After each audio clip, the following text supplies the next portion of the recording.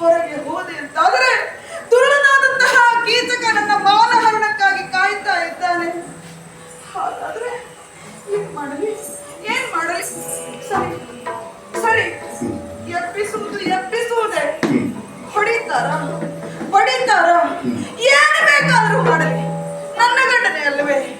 ಯಾರ್ಯಾರದ್ದೋ ಕೈಯಿಂದ ತುಳಿಸಿಕೊಳ್ತಾ ಇದ್ದೇನಂತೆ. ನನ್ನ ಗಂಡ ಹೊಡೆದರೆ ಏನು, ಹೊಡೆಸಿಕೊಳ್ತೇನೆ. ಏನು ಬೇಕಾದ್ರೂ ಆಗಲಿ. ಅಲುಗಿ ಮುಟ್ಟಿಸುತ್ತಿರಲು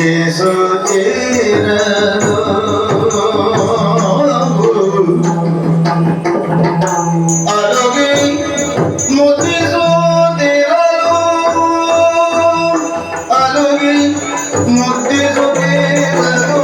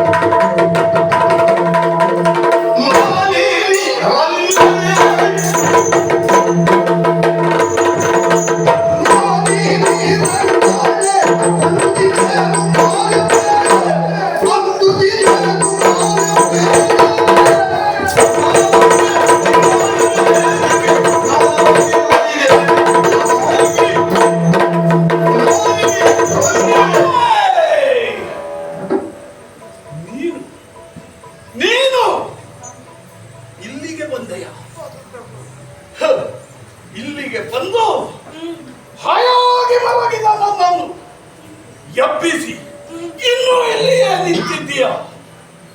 ನಿಲ್ಲಕೂಡದು, ನಿಲ್ಲಬಾರದು. ನೀನಿಲ್ಲಿ ನಿಂತೆ ಎಂದಾದ್ರೆ ಏನಾಗ್ತದೆ ಗೊತ್ತಾ? ಇಲ್ಲಿಗೆ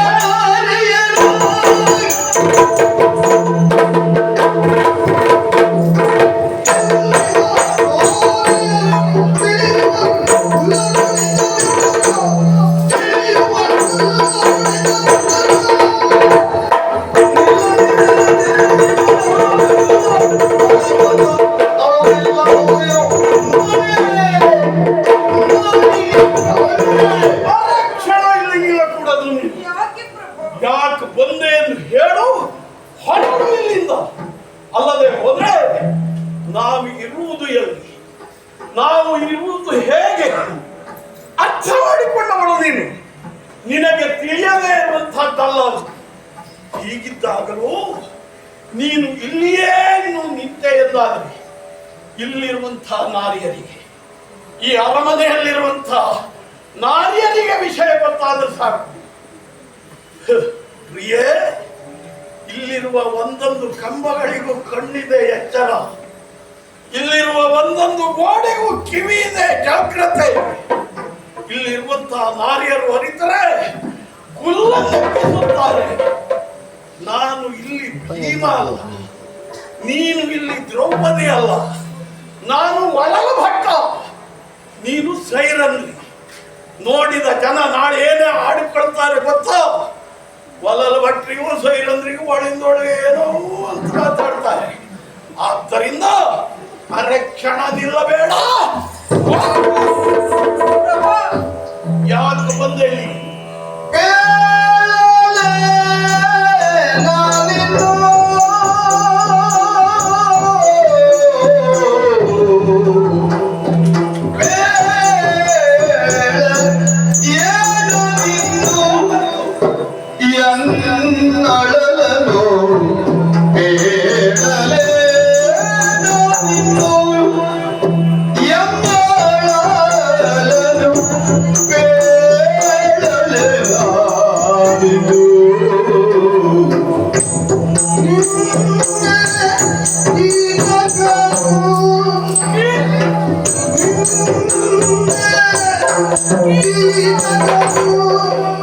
Jangan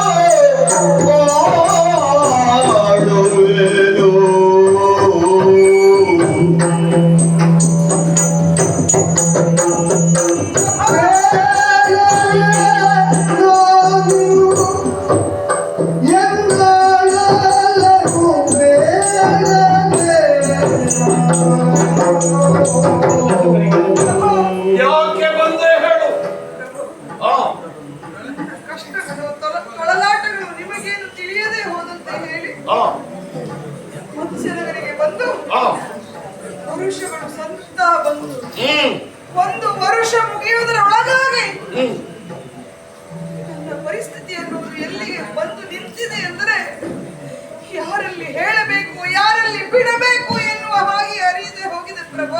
ಏನಾಯ್ತು? ವನವಾಸದಲ್ಲಿ ಇದ್ದಾಗಲಾದರೂ ಆ ನಾನು ಇಂಥವರ ಹೆಂಡತಿ ಎಂದು ನೇರವಾಗಿ ಧೈರ್ಯದಿಂದ ಹೇಳಿಕೊಳ್ಳುವ ಪರಿಸ್ಥಿತಿ ಇತ್ತು. ಆದರೆ ಈಗ ಹಾಗಲ್ಲ ಪ್ರಭು, ಈಗ ಹಾಗಲ್ಲ. ಅಜ್ಞಾತವಾಸದಲ್ಲಿದ್ದೇವೆ. ಅಜ್ಞಾತವಾಸದಲ್ಲಿರುವಂತಹ ನಾವು ನಿಜವನ್ನ ನುಡಿಯುವ ಹಾಗಿಲ್ಲ. ಹಾಗಂತ ಪರಿಸ್ಥಿತಿ ಎನ್ನುವುದು ಹದಗೆಟ್ಟಾಗ ಏನು ಮಾಡಬೇಕು, ಸತ್ಯವನ್ನ ಹೇಳಲು ಬಿಡಲು ಯಾವುದೋ ತಿಳಿಯದೆ ಹೋದಂತಹ ಪರಿಸ್ಥಿತಿ ಪ್ರಭು. ದುಷ್ಟನಾದಂತಹ ಕೀಚಕ ನನ್ನ ಮೇಲೆ ಕಾಮದ ದೃಷ್ಟಿಯನ್ನು ಇಟ್ಟಿದ್ದಾನೆ ಎನ್ನುವುದು ನೀವೇನು ತಿಳಿಯದೆ ಹೋದ ಸತ್ಯವಲ್ಲವಲ್ಲ ಪ್ರಭು. ಹೋದಲ್ಲಿ ಬಂದಲ್ಲಿ ನಿಂತಲ್ಲಿ ಕುಳಿತಲ್ಲಿ ಎಲ್ಲ ಕಡೆಯಲ್ಲಿಯೂ ನನ್ನನ್ನ ಬೆನ್ನು ಬಿಡದೆ ಕಾಡುತ್ತಾ ಇದ್ದಾನೆ ಪ್ರಭು. ಕೀಚಕ ಹಿಂದೇನು ಮಾಡಿದ? ಆತನ ಅಕ್ಕರಿಗೆ ಮಧು ಬೇಕು ಎನ್ನುವ ಕಾರಣಕ್ಕಾಗಿ ನಾನು ಒಲ್ಲೆ ಎಂದರೂ ಅಲ್ಲಿಗೆ ನನ್ನನ್ನು ಕಳುಹಿಸಿದ.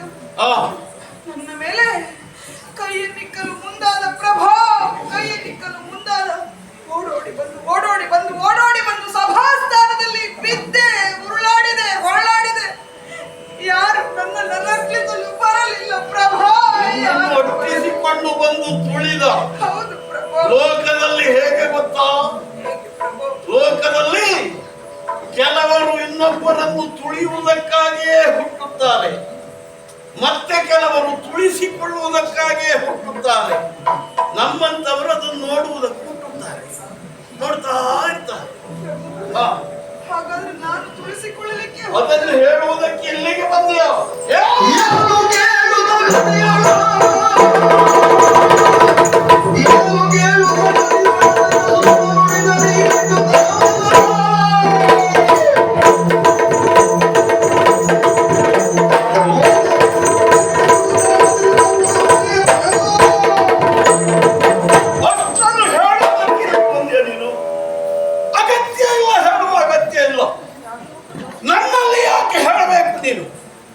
ಇಲ್ಲಿ ಹೇಳಬೇಕಾಗಿಲ್ಲ, ಹೋಗಿ ಹೇಳು ಬೇರೆಯವರಲ್ಲಿ. ಏನಾದರೂ ಪ್ರಯೋಜನ ಆದಿತ್ತು? ಯಾಕೆ ಇಂತಹ ಕಟುವಾದ ಮಾತುಗಳನ್ನು ಆಡ್ತಾ ಇದ್ದೀರಿ? ನೀವು ನನ್ನ ಪತಿಯಲ್ಲವೇ? ಯಾರು? ನೀವು ನನ್ನ ಪತಿಯಲ್ಲವೇ?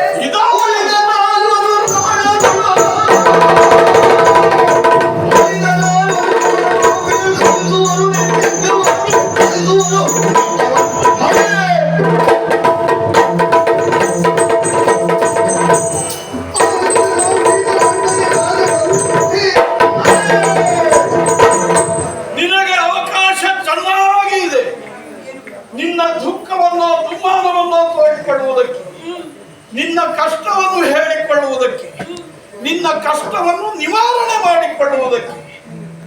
ಈ ಲೋಕದಲ್ಲಿ ಒಬ್ಬಳು ಹೆಣ್ಣಿಗೆ ಒಬ್ಬನೇ ಗಂಡ, ಉಳಿದವರಿಗೆಲ್ಲರಿಗೂ. ನಿನಗೆ ಹಾಗಲ್ಲ, ನಿನ್ನ ಪುಣ್ಯ 5 ಜನ, ಅದರಲ್ಲೂ ನಾನೊಬ್ಬ. ಈ ನಾನೊಬ್ಬ ಈ ನಿನ್ನ ಸ್ಥಿತಿಯನ್ನು ಕಂಡು ಏನನ್ನೂ ಮಾಡಲಾರದೆ ಹೋದವ.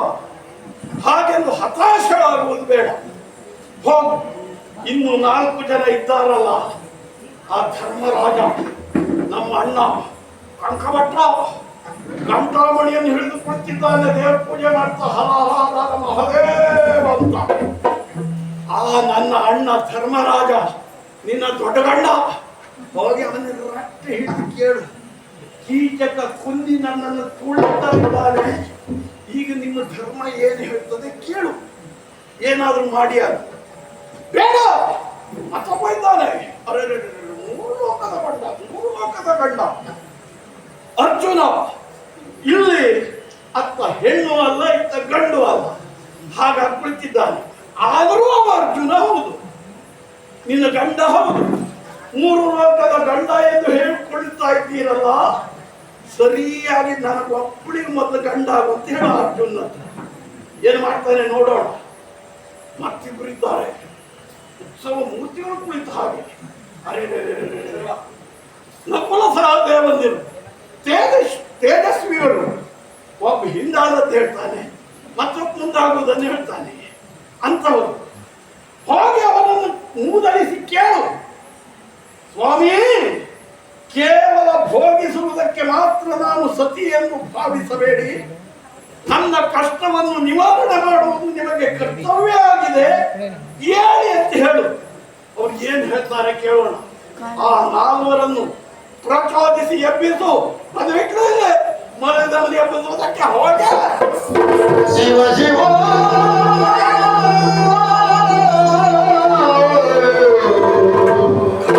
ಶಿವ ಶಿವ ಪೂರ್ವ ಜನ್ಮದಳು ನಾನೇನು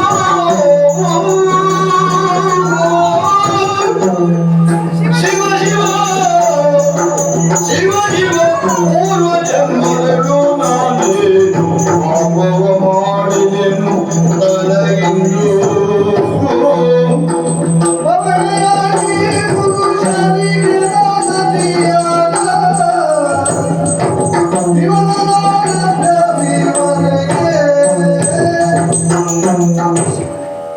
ಹರನೇ ಹರನೇ, ಇಂತಹ ದೌರ್ಭಾಗ್ಯವನ್ನು ನನ್ನ ಪಾಲಿಗೆ ತಂದಿದ್ದೆಯಪ್ಪ. ಸಾಮ್ರಾಜ್ಞಿಯಾಗಿ ಮರೆಯಬೇಕಾದವಳು ಇಂದು ಇಂತಹ ಪರಿಸ್ಥಿತಿಯಲ್ಲಿ ಬೇಗುದಿಯಲ್ಲಿ ಬಿದ್ದು ಒದ್ದಾಡುತ್ತಾ ಇದ್ದಾಳೆ.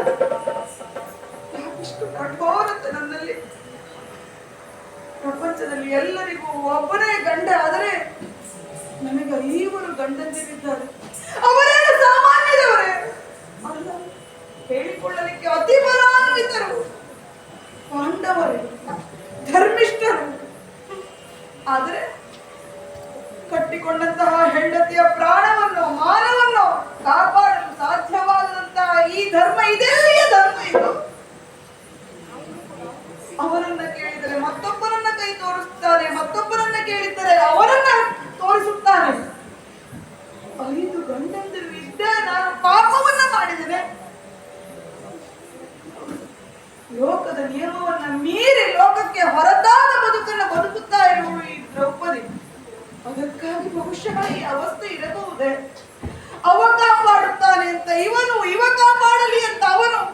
ಒಟ್ಟಿನಲ್ಲಿ ದ್ರೌಪದಿಗೆ ಗತಿ ಯಾರು ಇಲ್ಲ. ನನ್ನ ತಂದೆ ಇದುವರೆಗೆ ಯಾವುದಕ್ಕೂ ನನಗೆ ಕೊರತೆಯನ್ನು ಮಾಡಿದವರಲ್ಲವಾಗಿತ್ತು. ಆದರೆ ಇಂದು ಇಷ್ಟೆಲ್ಲ ಅನುಭವಿಸುತ್ತಾ ಇರುವುದು ನಾನು ಮದುವೆಯಾದ ಮೇಲೆ ಅಲ್ವೇ? ಕಾರಣರು ಯಾರು?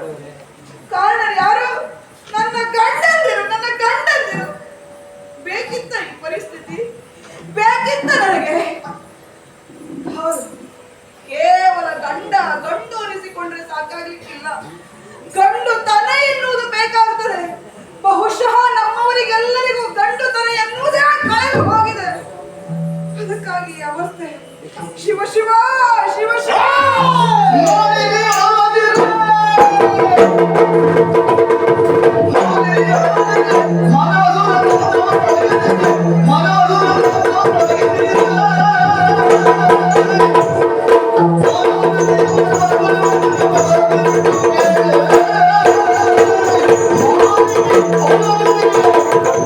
ಎಷ್ಟು ಹೊತ್ತಾಯ್ತು ಇಲ್ಲಿಗೆ ನೀನು ಬಂದು ಅಳ್ತಾ ಇದೀಯ?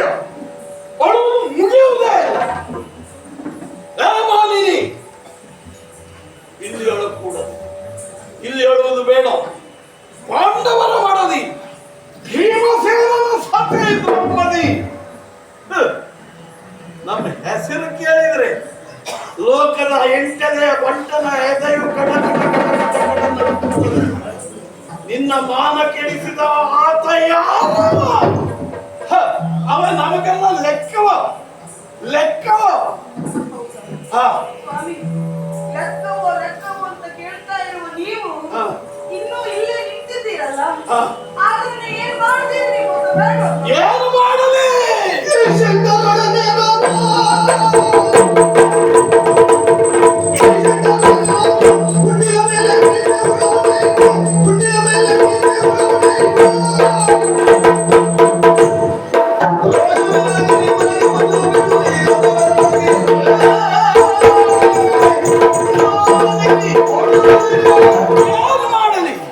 ಅಂತಹ ಗಂಡು ನಾನು ಅಂತ ಹೇಳಿದ್ರೆ ಗಂಡುತನ ಉಂಟ? ಪ್ರಶ್ನೆ ನಿನ್ನದು ಇದ್ದೇ ಇದೆ. ಗಂಡು ಗಂಡೆ. ಆದ್ರೆ ಏನ್ ಮಾಡೋಣ ಹೇಳು? ಹುಟ್ಟಿರುವುದು ಷಂಡರ ಮಧ್ಯದಲ್ಲಿ ಆಗಿದೆ. ಯೋಚನೆ ಮಾಡು. ಒಂದು ಗಂಧದ ಕೊರಡಿರುತ್ತದೆ, ಸಗಣಿಯ ಹೊಂಡದಲ್ಲಿ ಇದ್ದಿರಲಿ ಅದು ಅನೇಕ ಕಾಲ. ಅದನ್ನು ಮೇಲೆ ತೆಗೆ, ಆಗ ಸಗಣಿಯ ವಾಸನೆಯೇ ಬರ್ತದೆ ಬಿಟ್ಟರೆ ಗಂಧದ ಪರಿಮಳ ಬರುವುದಿಲ್ಲ. ಇಲ್ಲಿಯೂ ಹಾಗೆ ಮಹಾಪರಾಕ್ರಮಿ ಗಂಡುಗಲಿ ಭೀಮಸೇನ, ಆದರೆ ಹುಟ್ಟಿರುವುದು ಷಂಡರ ಮಧ್ಯದಲ್ಲಿ ಆಗಿದೆ. ಆದ್ದರಿಂದ ಈಗ ನನಗೂ ಅದೇ ಬರ್ತಾ ಇದೆ. ಹಾಗಾಗಿ ಇಲ್ಲಿ ನಿಲ್ಲುವುದು ಬೇಡ, ಇಲ್ಲಿ ಪ್ರಯೋಜನ ಆಗುವುದಿಲ್ಲ. ಹೋಗು ಹೋಗು, ನಡೆ ಇಲ್ಲಿಂದ. ನೀನು ಏನ್ ಮಾತಾಡ್ತಾ ಇದ್ದೀರಿ? ಹೊರಡು ಇಲ್ಲಿಂದ. ಪ್ರಭು, ಆ, ಹೊರಡುವುದಲ್ಲ ಮತ್ತೆ ಏನು ಗೊತ್ತಾ? ಇಲ್ಲಿ ನಿಂತು ಹೊತ್ತು ಪ್ರಯೋಜನ ಇಲ್ಲ. ಧರ್ಮರಾಜ ಆ ಕಡೆ ಇದ್ದಾನೆ, ಪಾರ್ಥ ಆ ಕಡೆ ಇದ್ದಾನೆ.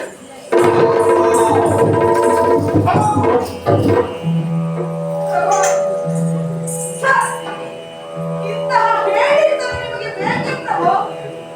ಅಲ್ಲದೆ ಹೋದರೆ ಹೆಂಡತಿ ಮಾನದ ರಕ್ಷಣೆಗಾಗಿ ಬಂದು ಕೇಳ್ತಾ ಇದ್ದಾಳೆ.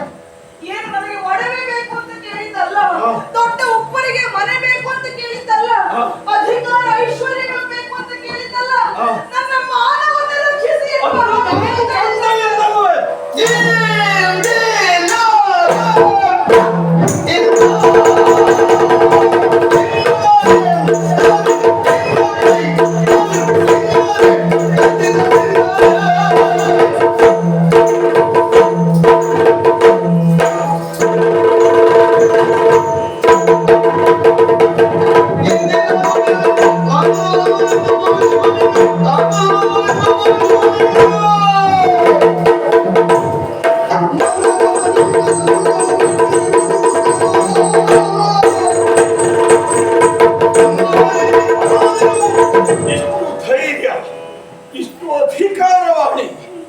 ಯಾಕೆ ನಿನಗೆ ಅಂತ ಕೇಳಿದ್ರೆ, ನಾನು ನಿನ್ನ ಗಂಡ.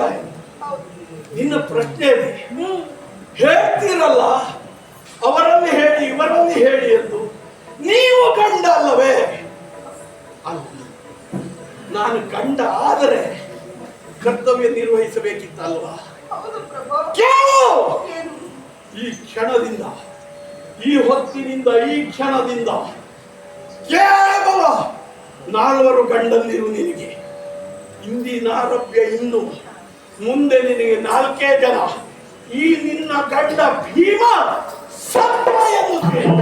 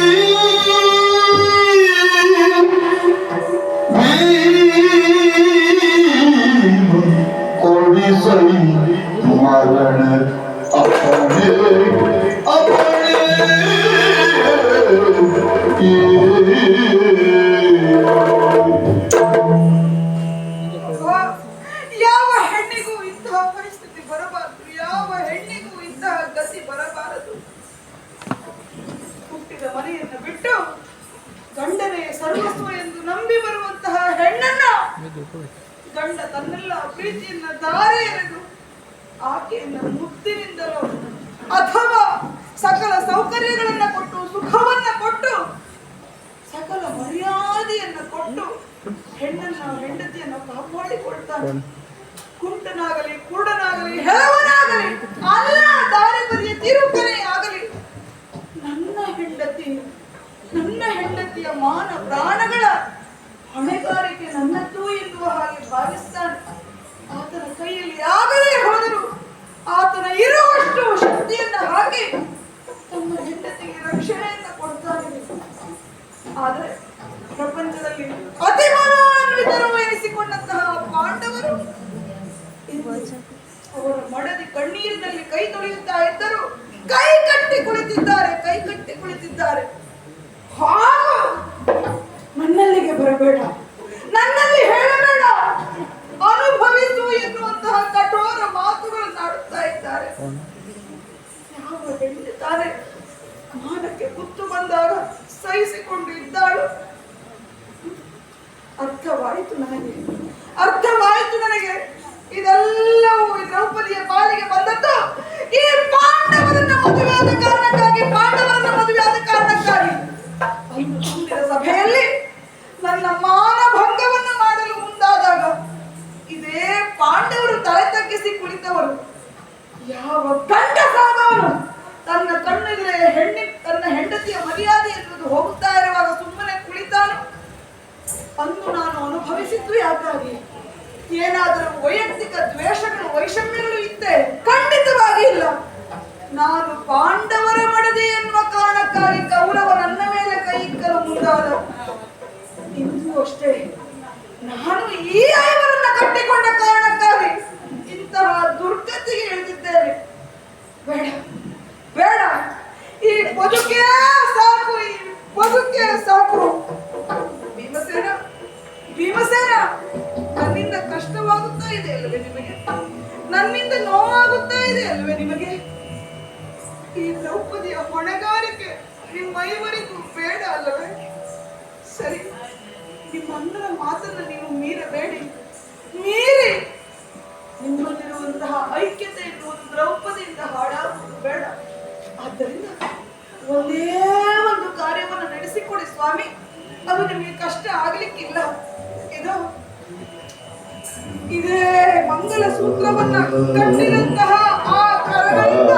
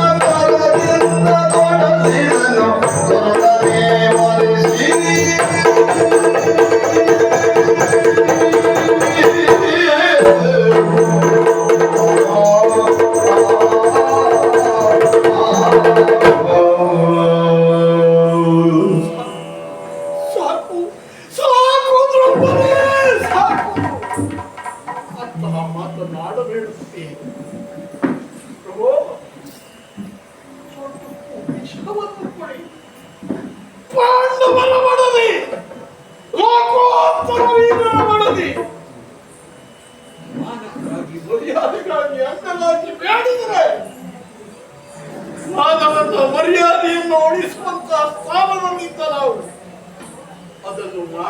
ಇಲ್ಲದೆ ಹೋದ ಷಂಡವಂತಹ ಬದುಕು. ಅಳಬೇಡ, ಅಳಬೇಡ. ನಿನ್ನ ಕಣ್ಣೀರು ಭೂಮಿಯ ಮೇಲೆ ಬೀಳಕೂಡದು ಪ್ರಿಯ, ಬೀಳಕೂಡದು. ಈ ಭೀಮನ ಸ್ಥಿತಿಯನ್ನು ಭೀಮ ಹೀಗೆ ಆಡುವುದಕ್ಕೇನು ಕಾರಣ? ಭೀಮ ಹೀಗೆ ನುಡಿಯುವುದಕ್ಕೆ, ನಡೆಯುವುದಕ್ಕೇನು ಕಾರಣ? ಅಸಹಾಯಕತೆ ಪ್ರಿಯ, ಅಸಹಾಯಕತೆ. ಗೊತ್ತು ಅನ್ಯಾಯ ಆಗುತ್ತಿದೆ, ಗೊತ್ತು ಅಧರ್ಮ ನಡೆಯುತ್ತಿದೆ. ಕಣ್ಣು ಕಾಣದವರಂತೆ, ಕೇಳಿಯು ಕೇಳಿಸದವರಂತೆ ಕಣ್ಣು ಮುಚ್ಚಿ, ಕಿವಿ ಮುಚ್ಚಿ, ಬಾಯಿ ಮುಚ್ಚಿ ಕುಳಿತುಕೊಳ್ಳುವ ಹೀನ ಪರಿಸ್ಥಿತಿ. ಅಲ್ಲದೆ ಒಬ್ಬ ಕಾಮುಕ ಕೀಚಕ ಪಾಂಚಾಲಿಯನ್ನು ತೊಳೆಯುವುದು ಅಂದ್ರೆ ಏನು? ಪ್ರಿಯೆ, ಯಾವ ಕ್ಷಣದಲ್ಲಿ ಆತ ನಿನ್ನನ್ನು ಒಟ್ಟಿಸಿಕೊಂಡು ಬಂದನೋ ಸಭೆಯ ತನಕ, ಯಾವಾಗಲಿಂದ ನಿನ್ನನ್ನು ತುಳಿದನೋ ಕಣ್ಣಾರೆ ಕಂಡೆ ಪ್ರಿಯೆ, ಕಣ್ಣಾರೆ ಕಂಡೆ. ವೃಕ್ಷವನ್ನು ಮುರಿದು ಅದರಿಂದ ಅವನನ್ನು ಹಿಡಿಯಬೇಕೆಂದು ಮುಂದಾದರೆ ಎಚ್ಚರಿಸಿದವ ನಮ್ಮಣ್ಣ ಧರ್ಮರಾಜ. ಅವನನ್ನು ಕೊಲ್ಲುವ ಮನಸ್ಸಿಲ್ಲದೆ ಅಲ್ಲ, ನಿನ್ನನ್ನು ಕಾಯುವ ಶಕ್ತಿ ಇಲ್ಲದೆ ಅಲ್ಲ ಪ್ರಿಯೇ, ಧರ್ಮದ ಸಂಕೋಲೆಯಲ್ಲಿ ನಮ್ಮನ್ನು ಬಂಧಿಸಿದ್ದಾರೆ ನನ್ನಣ್ಣ ಧರ್ಮರಾಜ. ಇವರು ಸಹಿತ ಇಂತಹ ಹೀನ ಸ್ಥಿತಿಯನ್ನು ಕಂಡು ನಾನಿನ್ನು ಸುಮ್ಮನುಳಿಯಲಾರೆ. ಕನ್ನೆ ನೀ ಅಳವದಿರು, ಕನ್ನೆ ನೀನಾದಿರು,